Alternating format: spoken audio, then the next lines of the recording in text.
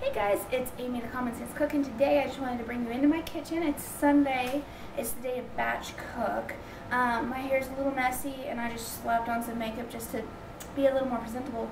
But my kitchen, it's a mess.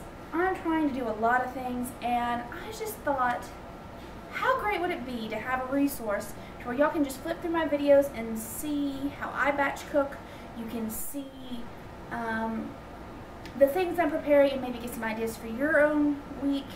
Batch cooking is something that's very helpful. Now, I'm a stay-at-home mom, so I do have plenty of time to cook, but because I deal with extremely low energy, downright exhaustion at times, it's better if I prepare ahead of time a little bit. So I'm going to bring you in and I'm going to show you around.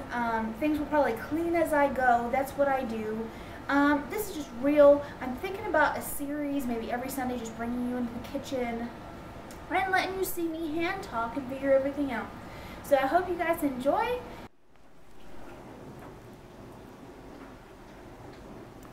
Okay, I wanted to kind of show you guys how I get started with my meal planning every week.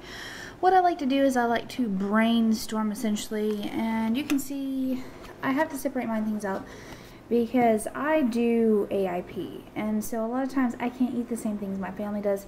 So if I have anything separate, I'll do that. And this week I'm trying out a new recipe, but I'm going to try to do it all week. So hopefully that'll work. And then I do my lunch. Now, my husband, I'm trying to start feeding him, and so I have a whole separate list of the things I know he'll eat because he's rather picky. Then I start and I number 1 through 7 and I note which day of the week it is. It's kind of important for that because there's some things I can get away with when my husband's not home that I think we do need to eat in our diet. But you can see, like, here we're having spaghetti. I can't eat that, so I'm going to do ground beef and sauerkraut. Just a quick meal that I don't have to mess with. This one is a new one. I'm curious about this sweet potato vinaigrette. And actually, I worked in a restaurant for a little bit, so SP sweet potato. I abbreviate a lot of things. You know, these are different recipes. A lot of times, if I do have a recipe, if I have it pinned, I'll write pinned or something like that. Like this shrimp pad thai is a Paleo Mom. Actually, lemon tarragon salmon is hers. The picadillo, that's a new one. I think that's, I don't remember. And then the sweet potato one is from Sweet Potatoes and Social Change.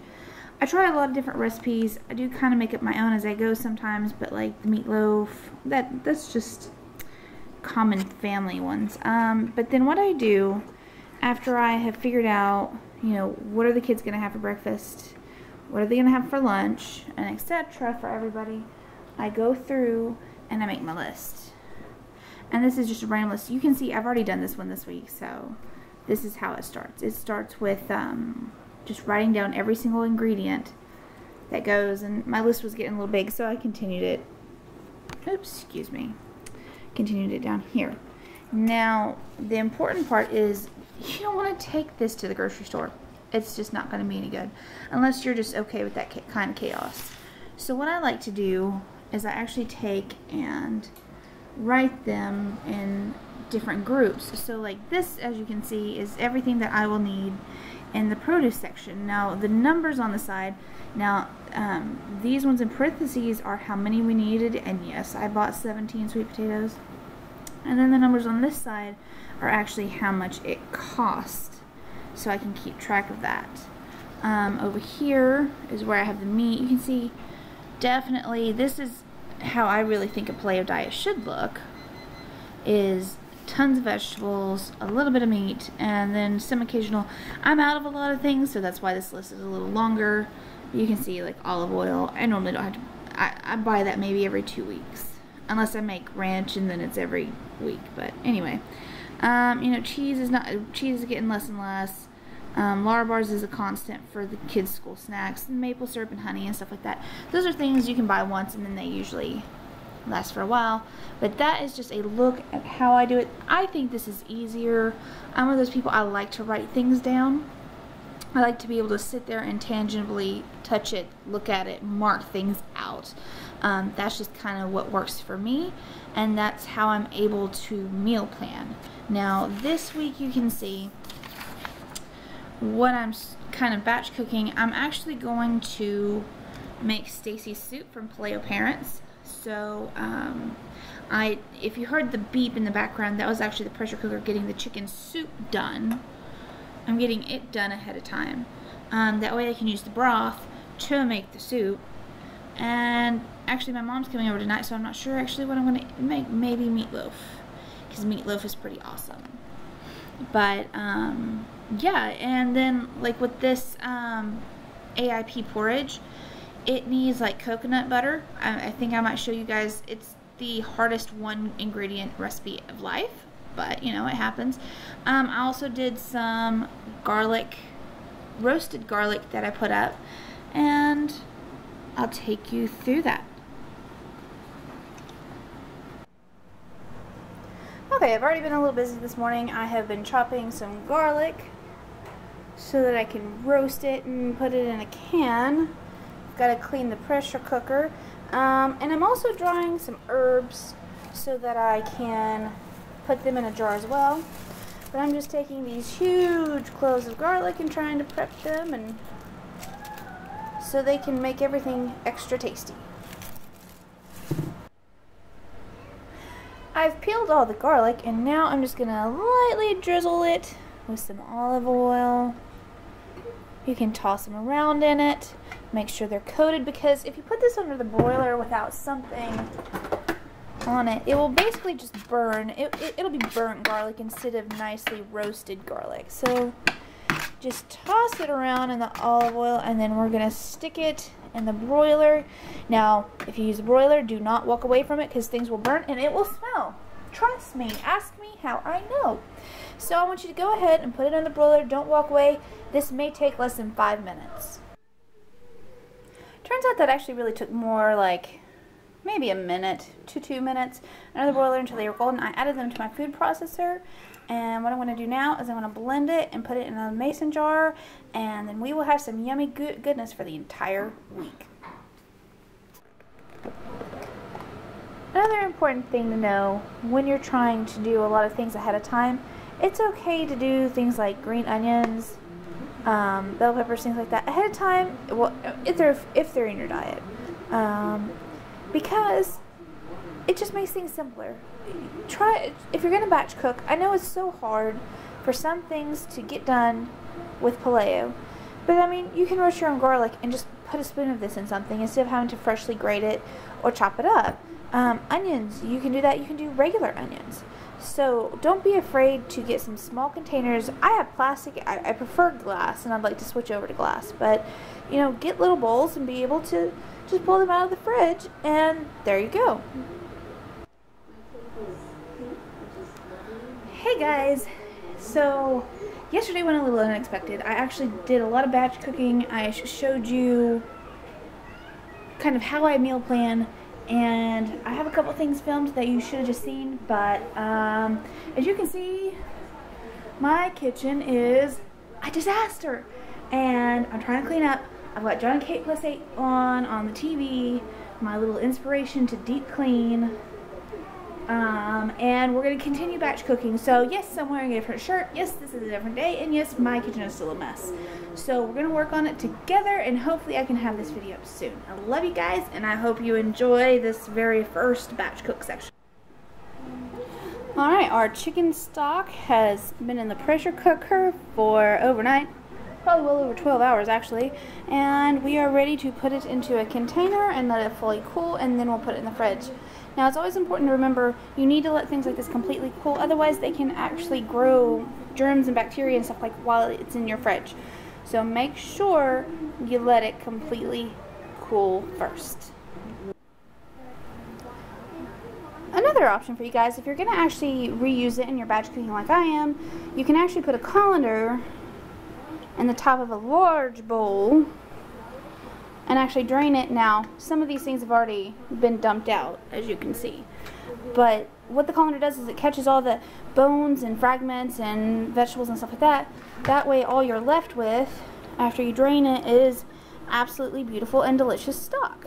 Now, this is bone broth that I am going to use for the Stacy soup that I'm going to do. And what I'm going to do is I'm actually going to pour this back in there, and then I'm going to start adding ingredients, and I can show that to you guys. Okay, next what I'm going to do is I'm going to start my soup that's going to be my lunch for the week, and I'm doing Paleo Parent Stacy soup. And basically it's just bone broth, beef, and some other vegetables. This is the one that I already cooked, that I mentioned a few minutes ago. I'm just going to add it back in. And my pressure cooker says this is about 10 cups worth of broth. I'm hoping that's enough. But I'm going to take the meat, just add it in, and hope it doesn't splash all over me. Ah! Okay, this is not safe, guys. Don't do this. Ah. I just hate touching meat. It's my least favorite thing about cooking. I've got some baby carrots, I've got some broccoli, and I'm just going to throw those in there.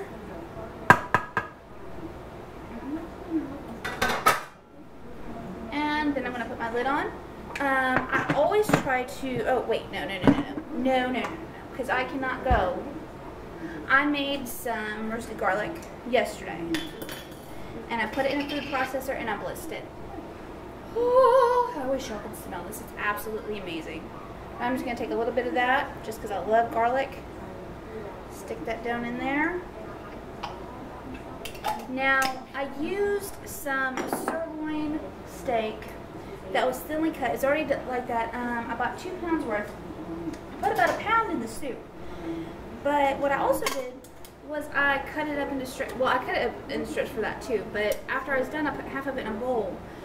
And I'm actually going to try to dehydrate it and make my own beef jerky, because I've heard it's awesome, and I was highly encouraged to do that and see if maybe it would help my husband start taking stuff to work for lunch.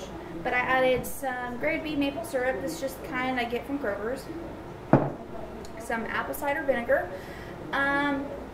If you know some organic brands or something like that of apple cider vinegar, let me know in the comment section below.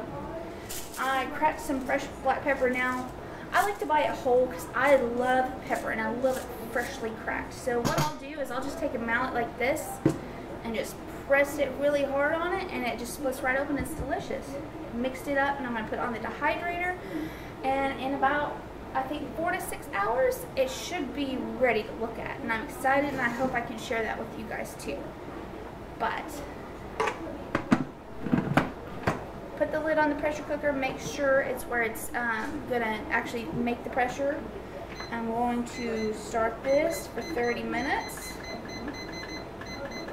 And that's one thing I have to say about soup and things like that in a pressure cooker.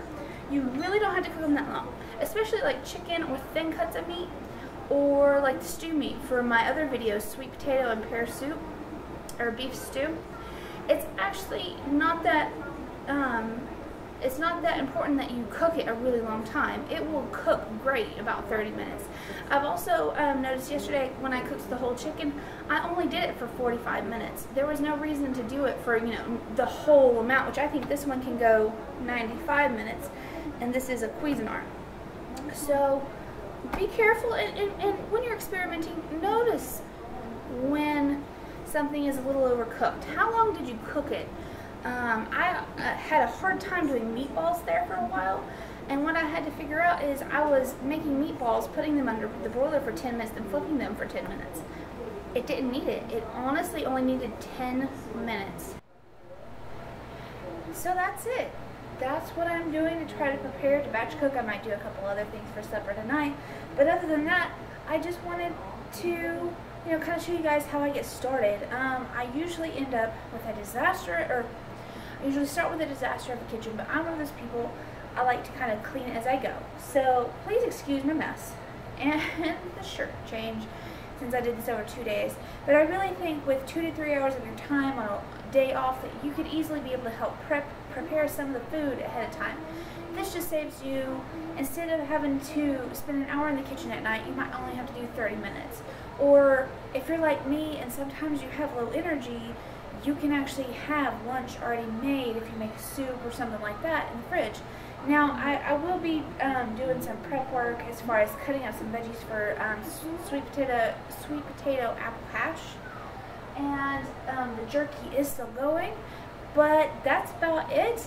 I hope you enjoyed this. If you'd like more of these videos, make sure you give it a thumbs up, hit the subscribe button, and leave me any comments below if you have any questions. I will link to any of the recipes that I may have referenced in the description box below, and I hope that y'all are having a wonderful day or night wherever you are. And I want to remind you that there's no wrong way to cook, except for to not cook at all.